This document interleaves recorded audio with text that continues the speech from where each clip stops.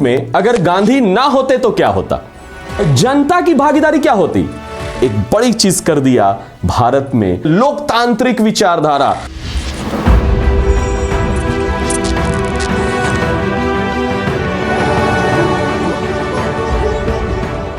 Hello students, आज फिर से हम लोग आधुनिक भारत के इतिहास पर जो है चर्चा करेंगे, जिसमें एक नए टॉपिक के साथ आज हम उपलब्ध हुए हैं। नए टॉपिक पर हम लोग चर्चा करेंगे। विशेषता एक सबसे बड़ा प्रश्न मन में आता है जब हम लोग आंसर राइटिंग की बात करते हैं, मेंस की बात करते हैं, तो मन में ऐसा आता है, चूंकि हम लोग व्यवहारिक तौर पर भी सोचते हैं, चूंकि स्वाभाविक as a student, as aspirant, ये सब मन में बहुत सारे क्वेश्चन आते हैं। तो एक क्वेश्चन आता है कि जो जैसा कि हम लोग पीछे बता भी रहे थे वीडियो में, जैसा चर्चा भी कर रहे थे कि गांधी ने जो है पूरा गांधी युग को दिखाया, नेशनल मूवमेंट में कैसे आगे बढ़े। स्वाभाविक है, नेशनल मूवमेंट में गांधी का बड़ा योगदान को चर्चा किए, फिलॉसफी पे चर्चा किए, रणनीति पे चर्चा किए, साथ में दर्शन पे बात किए, स्वाभाविक हर चीज पे चर्चा किए। मगर एक मन में प्रश्न आता है, बड़ा हिट करता है, स्वाभाविक है कि स्टूडेंट के तौर पर आपको भी हिट करता होगा। वो है नेशनल मूवमेंट में अगर गांधी ना होते तो क्या होता। चूंकि पूरा युग हम गांधी युग पर सजा दिया, पूरा गांधी युग पर चर्चा कर रहे हैं, आगे भी हो सकता है चर्चा होगी हमारी, तो नेशनल मूवमेंट में अगर गांधी ना होते तो क्या होता। स्वाभाविक है, मन में तो हिट करता है। एक स्टूडेंट से पूछा जाए या अगर कोई बाहरी आदमी से ही पूछा जाए तो वो भी बोलेगा यही बात को। तो आज हम लोग इसी पर जो है चर्चा करेंगे। अगर इस तरह का कोई प्रश्न मन में आता है या कोई सिविल सर्विसेज में पूछे जाते हैं, और ऐसे आ भी सकते हैं, तो अगर गांधी ना होते तो क्या होता। क्या स्वतंत्रता संग्राम जो है सीमित समुदाय तक सिमट कर रह जाता। ऐसा लगता है आपको?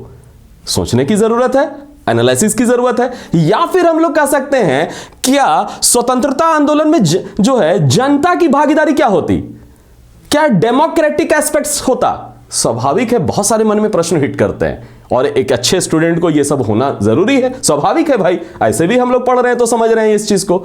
तो नेशनल मूवमेंट में गांधी जो है अगर ना होते तो क्या होता, इसी पर चर्चा करते हैं। तो सबसे पहले हम लोग इस पर बातें करते हैं। कंटेंट, जैसा कि पूर्व में हम लोग चर्चा किए हैं कि पहले कंटेंट पर ध्यान देंगे भाई, कंटेंट के लिए बुक्स भी पढ़ेंगे इससे रिलेटेड, टॉपिक्स से रिलेटेड, देन उससे संबंधित जो है हम लोग सिनॉप्सिस बुक्स का भी कुछ कर लेंगे, साथ में जो हम बोल रहे हैं उसको भी आप पॉइंट आउट कर लेंगे। और दूसरा नंबर है इसके बाद इससे रिलेटेड कुछ क्वेश्चन, जैसे हम लोग बात किए, कोई क्वेश्चन अगर आया है कहीं पर से भी हम लोग सर्च करेंगे और उसका आंसर लिखने का प्रयास करेंगे।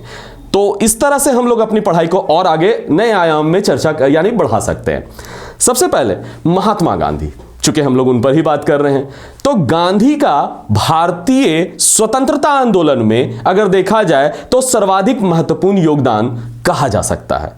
क्यों नहीं कहेंगे भाई, कहा जा सकता है बोला, इसका मतलब है कि उसके पीछे सपोर्ट लाइन देना पड़ेगा हमको कि भाई क्यों कह रहे हैं। तो कहा इसलिए जा सकता है क्योंकि गांधी जो है वास्तव में एक ऐसे पहले राष्ट्रवादी हैं, राष्ट्रवादी मतलब नेशनलिस्ट, ऐसे नेशनलिस्ट नेता हैं जो उनका जीवन और जीवन पद्धति साधारण और आम जनता से मतलब कि उसकी तुलना उसके संदर्भ में देखा जा सकता है। क्योंकि उनका पहनावा, उनका वेशभूषा, उनका रहन सहन एक आम जनता की तरह था। शायद आपको पता ही होगा कि गांधी जी जो हैं बहुत कम वस्त्र धारण करते थे।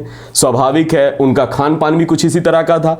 स्वाभाविक है, इसका मतलब है जो भारत में आम जनता है वो आम जनता के संदर्भ में वो आम जनता की तरह जो है वो दिखते भी थे, और उसी तरह से एकाकार कहा भी जा सकता है। तो हम लोग अगर इसको लिखने के संदर्भ में बात किया जाए तो गांधी का जीवन और गांधी का जीवन पद्धति साधारण एवं भारतीय आम जनता के संदर्भ में यह कहा जा सकता है कि की तरह का देखने को मिलता है। इसलिए पहला बात हम लोग ये कहा। दूसरा इंपॉर्टेंट बात है कि पूर्व में अगर देखा जाए, चूंकि गांधी का जब पदार्पण हुआ नेशनल मूवमेंट में, तो गांधी से पहले नेशनल मूवमेंट कैसा था, कैसा चल रहा था। तो एक बड़ा नेशनल मूवमेंट हम लोग बात करते हैं, जब हम लोग बात करते हैं बहिष्कार मूवमेंट के, यानी कह सकते हैं 1905 के दौरान में जब बंग भंग हुआ था, तो उस समय आंदोलन चला उसके खिलाफ में। तो स्वाभाविक है, यानी बंगाल पार्टीशन के खिलाफ में जब आंदोलन चला तो उस समय एक तरह से आंदोलन देखने को मिला। मगर उसके बाद की पॉलिटिक्स 1905 से 1915-16 तक अगर आप अध्ययन करें तो आपको क्या दिखता है।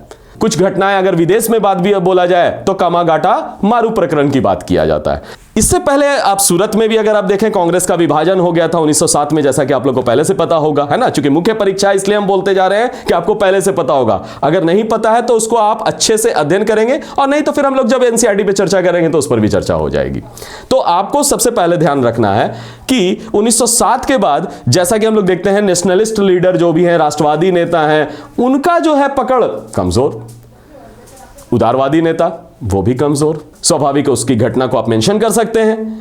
तो स्वाभाविक है बड़े नेता का जो है निधन भी हो गया, और नेशनल मूवमेंट को बड़े व्यापक स्तर पे नहीं चल रहा था। एक और बड़ी बात यहां पर देखा जा सकता है कि जो उग्रवादी मतलब एक्सट्रीमिस्ट जो विचारधारा वाले लोग हैं, थॉट वाले लोग हैं, उनके सामने सबसे बड़ी क्या थी, उन्होंने शक्ति को जो है पराजित करने के लिए वो एक किस तरह का प्रयोग करते थे। एक मानसिकता जो है उनकी ऐसी थी कि किसी भी हाल में जो उनको दूर करना, चूंकि एग्रेसिव है भाई, एक्सट्रीमिस्ट हैं, तो स्वाभाविक है उसके लिए वो क्या करेंगे।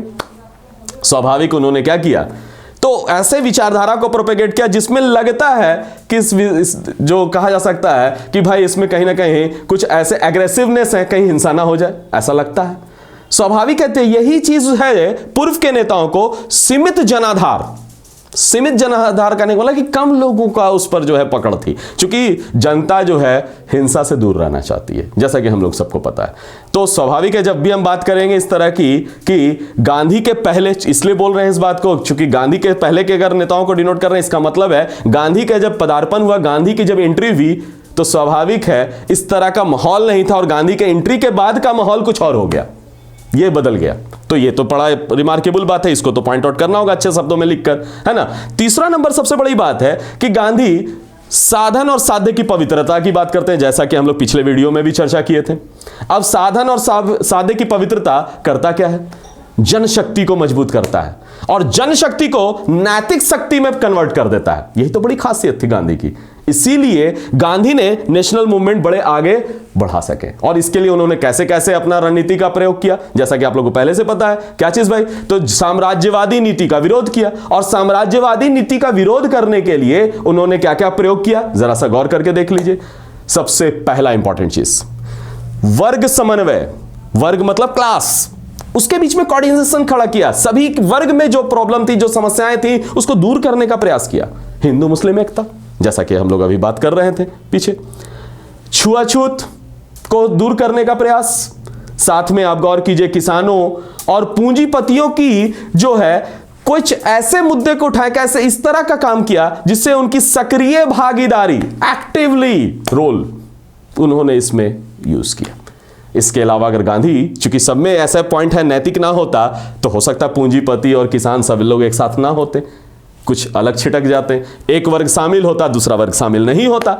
स्वाभाविक है, ये एक बड़ी खास है। और पहली बार महिलाओं की भी जो है विशेष भूमिका, एक्टिवली महिलाएं घर से छोड़कर बाहर निकली हैं फर्स्ट टाइम, यानी सक्रिय भागीदारी गांधी के काल में देखने को मिलता है। इससे पहले कहां था। अब हम लोग अगर गौर करके देख लें, अगर सूक्ष्मता से ना बात करते हुए एक वृहद तरीके से सोचें, तो क्या क्या दिख रहा है हम लोग को, जरा सा इसको काउंट कर सकते हैं। सबसे पहला तो वर्ग संघर्ष को उन्होंने दूर किया। दूसरा, समाज में चूंकि समस्याएं हैं, हिंदू मुस्लिम एकता, उसको किया। तीसरा है छुआछूत, बड़ी समस्या है, उसको दूर करने का प्रयास किया। इसके अलावा आप गौर कीजिए किसान और पूंजीपति का मामला, उसको सॉल्व करने, चूंकि वो मुद्दे ऐसे थे ताकि नैतिक समर्थन प्राप्त भी हो सके ना। तो स्वाभाविक है वर्ग समुदायों को सिमट कर रह जाता अगर मान लीजिए अगर ये वाला समस्या को दूर ना करते हैं। अगर आप लोग बात कर रहे हैं जैसे कि अगर गांधी ना होते नेशनल मूवमेंट में तो क्या होता, तो अगर ये सब चीजें ना होती तो भाई वर्ग संघर्ष होता, लड़ाई होती, सांप्रदायिकता होती, काफी समस्याएं खड़ी हो जाती, और ये सब समस्याएं जो है कोई भी नेशनल मूवमेंट को लंबे समय तक चलने के लिए नहीं प्रेरित करता, रोक देता, बीच में ही अवरोध आ जाता, बाधा उत्पन्न हो जाती, ऐसा हम लोग समझ सकते हैं। स्वाभाविक है गांधी ने जो वर्ग समुदाय के बीच में जो वैमनस्यता, जो कह सकते हैं उनके बीच में जो समस्याएं थी, उसको दूर करके समुदायों को सिमट कर, यानी एक तरह से एक रूप में, एक गुलदस्ते में पिरोने का कोशिश किया, प्रयास किया है। सफल हुए नहीं हुए वो तो आप मूल्यांकन कर सकते हैं इसका। दूसरा नंबर अगर बात किया जाए, गांधी जी के आंदोलन में एक बड़ी खासियत होती थी मूल्य, वैल्यूज। आदर्श, आइडियल्स, एस्पिरेशंस, बहुत सारे तरह की चीज होती थी। यही तो स्वाधीनता आंदोलन को या नेशनल मूवमेंट को जो है वर्ग और समुदाय के भागीदारी के लिए प्रेरित करता है। क्योंकि वर्ग और समुदाय इसी कारण से प्रेरित होते हैं, क्योंकि सब लोग फिर नहीं जुड़ते हैं। जैसा कि हम लोग जानते हैं कि आम जनता तभी आंदोलन में जुड़ती है जब उनको लगता है सेफ है, भाई सेफ्टी है। अगर सेफ्टी नजर नहीं आता तो वो बिल्कुल नहीं नजर आते हैं। क्योंकि हिंसा से हर लोग दूर भागते हैं और गांधी के आंदोलन में यही खास थी कि उन्होंने हिंसा को त्याग दिया। हिंसा का कोई महत्व नहीं था उनके आंदोलन में। वो अहिंसा सर्वोपरि पर बात करते थे, सत्य की बात करते थे। स्वाभाविक है, इसीलिए सत्याग्रह की बात करते थे। और पक्का है इससे होगा क्या, तो वर्ग, समुदाय सभी, इसमें सभी की भागीदारी सुनिश्चित होती है। और जब सभी की भागीदारी होती है तो स्वाभाविक है एक बड़ा व्यापक जन आंदोलन को इन्होंने बढ़ावा दिया। और व्यापक जन आंदोलन ही कह सकते हैं कि जनता की भागीदारी को सुनिश्चित किया। और जनता की इतनी बड़ी भागीदारी ही नेशनल मूवमेंट को मजबूत किया। और यही नेशनल मूवमेंट जब मजबूत हुआ तो स्वाभाविक है हम लोग स्वतंत्रता का मार्ग भी प्रशस्त हुआ और भारत स्वतंत्र भी हुआ। तो स्वाभाविक है इसमें बहुत बड़ी भूमिका है आम लोगों की। और यही कारण है, यही आम लोग जब परिपक्व होते चले गए, निरंतर आगे बढ़ते चले गए, यही परिपक्वता स्वाभाविक है एक बड़ी चीज कर दिया भारत में। डेमोक्रेटिक जो कह सकते हैं लोकतांत्रिक विचारधारा, उसको प्रमोट करने का प्रयास किया। यही कारण है स्वतंत्रता के बाद भारत में एक अच्छा लोकतांत्रिक शासन की स्थापना हुई। और निरंतर हम लोग आज भी परिपक्व हो रहे हैं। जैसा कि हम लोग को पता ही है कि हम लोग डेमोक्रेटिक जो है वो एस्पेक्ट जो है वो मजबूत होते जा रहा है और भारत एक मजबूत देश बनकर उभर कर सामने आ रहा है। स्वाभाविक है ये लोकतांत्रिक जो बोल रहे हैं विचारधारा, ये कहां से आया? नेशनल मूवमेंट से आया ना। लोकतंत्र की बात, लोकतंत्र की विचारधारा। स्वाभाविक है जब लिखने की बारी होगी, चूंकि हम इस अप्रोच में बात कर रहे हैं ताकि लिख सके, आंसर राइटिंग कर सके। मेरा पूरा विचार जो है वो आंसर के भूमिका पर बात करते हुए है, ताकि हम कभी कोई ऐसा बात हो, क्वेश्चन पूछा जाए तो हम लोग क्या आंसर करें, ये जरूरी है। तो स्वाभाविक है इसीलिए भारत एक विस्तृत, बड़ा, मजबूत लोकतंत्र बनकर उभर कर सामने आया।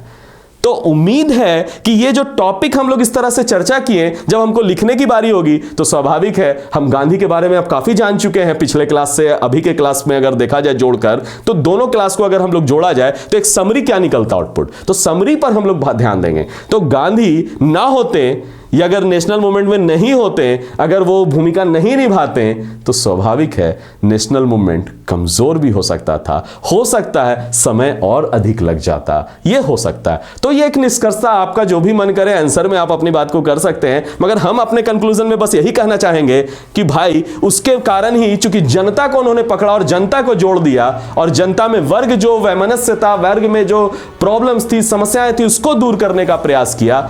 यही वर्गीय चरित्र को मजबूत किया भारत की, भारत में समरसता में एकता बनाने का प्रयास किया, और यही एकता भारत को डेमोक्रेटिक आधार पर मजबूत किया। और यही कारण आज भी हम लोग जो हैं एक मजबूत डेमोक्रेटिक कंट्री में सरवाइव कर रहे हैं, रह रहे हैं। तो उम्मीद करते हैं कि आज का ये लेक्चर भी आपको समझ में आ गया होगा। और अधिक हम लोग बातें करेंगे, निरंतर चर्चा करते रहेंगे और निरंतर तैयारी करते रहेंगे, तब तक लिखेंगे जब तक हमारी तैयारी संपूर्ण ना हो जाए, कंप्लीट ना हो जाए, हम निकल ना जाए, सफल ना हो जाए। तब तक हमारी तैयारी निरंतर जारी रहेगी और उसमें आपका सहयोग हमेशा बना रहेगा। धन्यवाद।